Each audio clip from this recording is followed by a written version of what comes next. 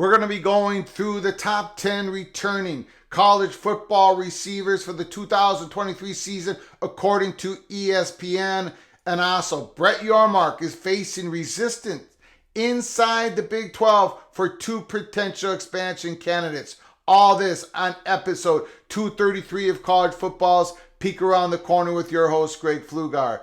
We cover everything in college football because we love everything in college football. And if you do as well, please subscribe to our ever-growing channel. Smash that like button if you like our content. Share the video with your family and friends. Let's not waste any more time. Let's get to ESPN's top 10 returning wide receivers. You can read the whole article in the description. There's a link provided. We're going to be going through just a little bit for each person in the top 10. These returning incredible wide receivers looking to have another big season here in 2023. Number 10, Malachi Corley, Western Kentucky. 101 receptions last year. Almost 1,300 yards receiving, 11 receiving touchdowns. Corey has done nothing but impress since arriving in Bowling Green, Kentucky. Corley set a Western Kentucky record for freshman receiving yards in 2021, then followed it up this past season by setting the record for sophomore receiving yards. Holy smokes, almost 1,300 yards. The freshman season, breaking freshman records at Western Kentucky. That's your number 10, Malachi Corley, Western Kentucky. Number 9, Sakari Franklin. Sakari Franklin, what he did at UTSA is extraordinary. 93 receptions, 1,137 receiving yards. Franklin just committed to Ole Miss in the transfer portal. He just did that a few days ago. Ole Miss, man, that offense next year, Lane Kiffin, that running back that they got, now Franklin adding to the wide receiving core. Ole Miss is going to put up some points in 2023. Number 8, we all know him. You should love him. Jalen McMillan, Washington. Much like Undunze, McMillan was an obvious talent who had just needed the right system and coaching staff to bring out his best. Last season, McMillan recorded the 4th highest receptions total, 79 in team history, and the 7th highest receiving yards total, 1,098, while becoming only the 7th Washington player to reach the 1,000-yard mark. McMillan, Odunze, holy smokes, with that quarterback coming back, with their offensive coordinator coming back, Washington, they're our pick to win the Pac-12 championship. They're our pick to get to the college football playoffs. Here, Peek Around the Corner. Are we crazy or are we crazy like a fox? McMillan coming back. Malik Neighbors, LSU. LSU always has a great wide receiver, don't they? 72 receptions, 1,017 yards last year. He's number 7 on ESPN's list. LSU quarterback Jaden Daniels only got better as the season progressed a year ago. So did his favorite receiver, Neighbors. He led the Tigers with 72 catches, 1,017 yards. If Daniels can stay healthy, I worry about Jaden Daniels. That's why I've got Georgia winning the SEC again this year. If I knew that Daniels was going to be healthy through the whole season, I would have LSU at the top of the SEC. But I have Georgia, Jaden Daniels, if he can stay healthy, Malik Neighbors is going to have a brilliant season here in 2023. Number 6, just starting to scratch the surface. Johnny Wilson, Florida State, junior, 43 receptions, 879 yards, 5 receiving touchdowns, not spectacular numbers. However, this year, I think he's going to explode. He's going to be a superstar among superstars. Florida State Seminoles, another team. We've got them winning the ACC championship in 2023. Peek Around the Corner also has Florida State in the college football playoffs, along with Washington, along with Penn State, along with Georgia. Florida State, Johnny Wilson, remember the name. The guy is just scratching the surface on his incredible talent. Number 4, Xavier Worthy, Texas. Worthy burst into the scene at Texas with 62 catches, for 981 yards and 12 touchdowns as a true freshman in 2021. The 4-star recruit, the number 62 overall in 2021 ESPN 300, was much sought after and signed with Michigan, then asked for a release due to conditions beyond my control. Texas is very, very glad that they got him. 6 receptions. Again, another guy just starting to scratch the surface. When you watch him play, he pops out on the screen. Texas, PATC, has Texas winning the Big 12 championship this year. A lot has to do with Xavier Worthy. Tied with Xavier Worthy is Dorian Singer, USC, another transfer. During his second season at Arizona, Singer broke out for 1,105 receiving yards and 6 touchdowns on just 66 receptions. The player from St. Paul, Minnesota, yes, he got away from our beloved Golden Gophers, averaged 16.7 yards per catch and became one of the fulcrums of the Arizona's explosive offense.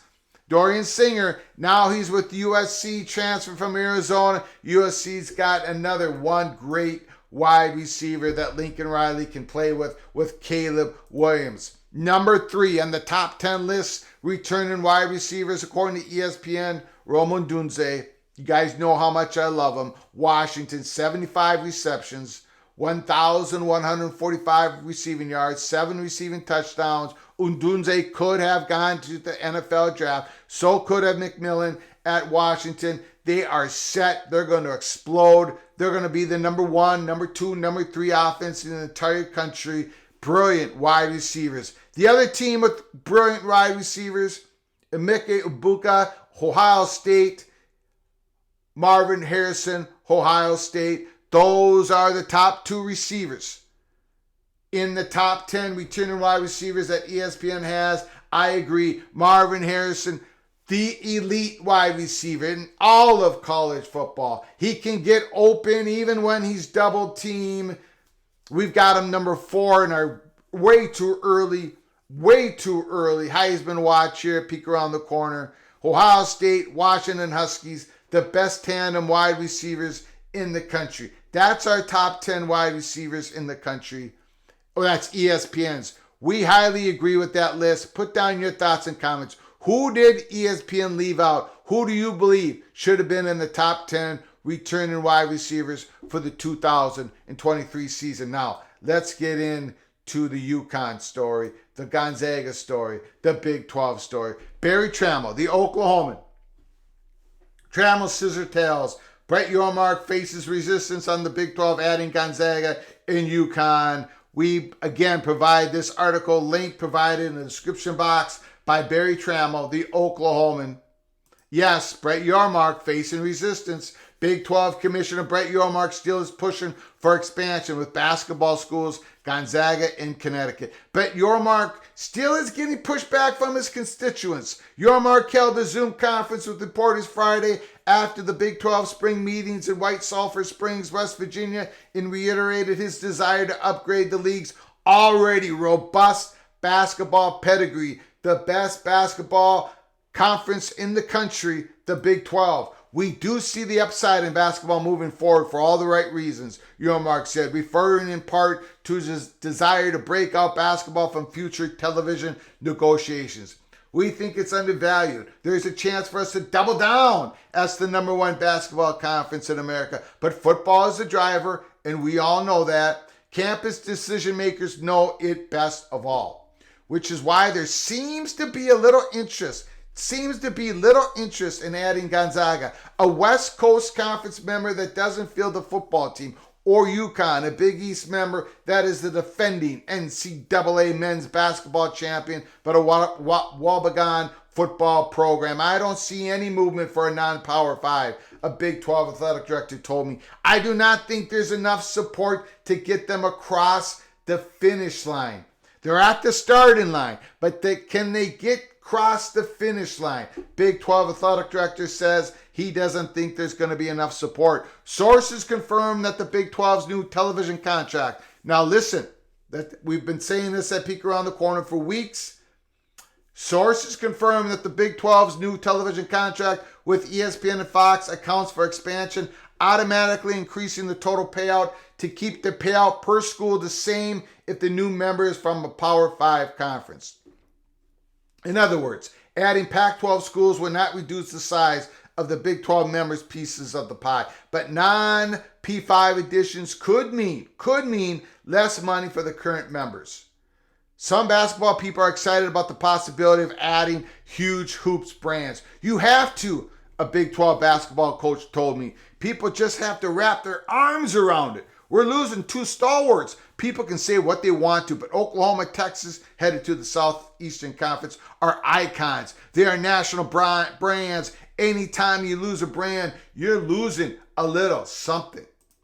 There is not another Oklahoma football out there. There's not another Texas brand out there. Our strength has to be in our numbers. What if we get Arizona basketball? Gonzaga? Well, Big 12 basketball would be grander than ever, but the league would be stretched farther than ever. Spokane, Washington to Orlando, and travel budgets would be stretched. Whether to add teams, play it out, see where realignment goes, said another Big 12 athletic director, some teams seem more logical than others. For all I know, Yormark is using the basketball schools as a negotiating tactics to motivate the Pac-12 targets. Yormark does appear to be a big proponent of Connecticut, but some Big 12 decision makers are skeptical. They acknowledge the basketball brand, but point out the UConn has not invested heavily in football. The Huskies play on state-owned field, a 38,000-seat stadium that opened in 2003 and is in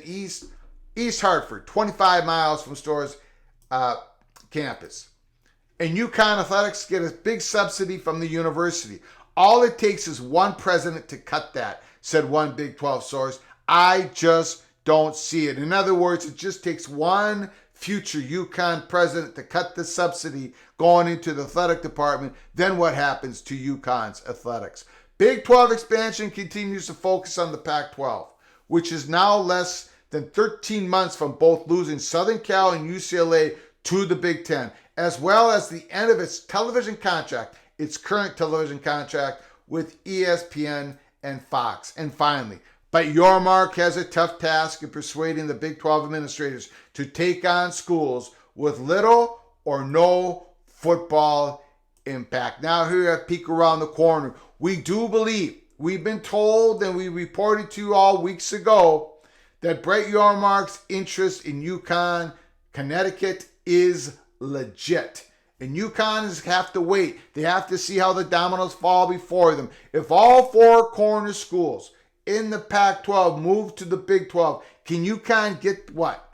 The 17th spot? That would be very difficult in the Big 12. That would be very difficult for UConn to get a spot in the Big 12 if all four corner schools move to the Big 12. All four corner schools of the Pac-12.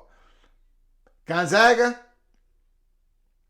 we believe that's been pretty cold between Gonzaga and the Big 12 for the last few weeks. And we have reported that over and over again. We have Gonzaga coming into the building, coming back into the PATC Theater in our last update, but they are in the front foyer. They're not exactly in the auditorium. What Gonzaga wants from the Big 12 and what Big 12 wants from Gonzaga doesn't seem to be the same.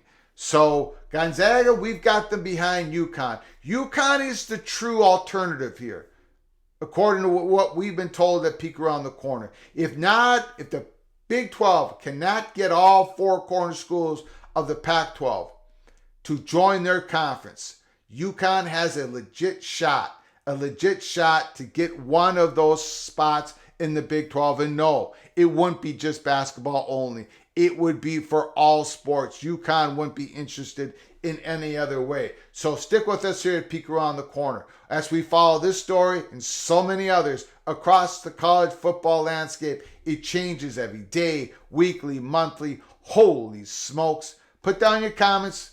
Put down your thoughts. Let us know what you thought about the top 10 returning wide receivers according to ESPN. And let us know if you really believe that Brett Yormark is facing resistance in adding a Gonzaga and a UConn. We think he is inside the Big 12. But UConn, they have a legit shot. But the dominoes have to fall accordingly for UConn to get in to the Big 12. Until next time, from all of us at PATC to all of you, please, you all take great care of each other. Thank you so very much.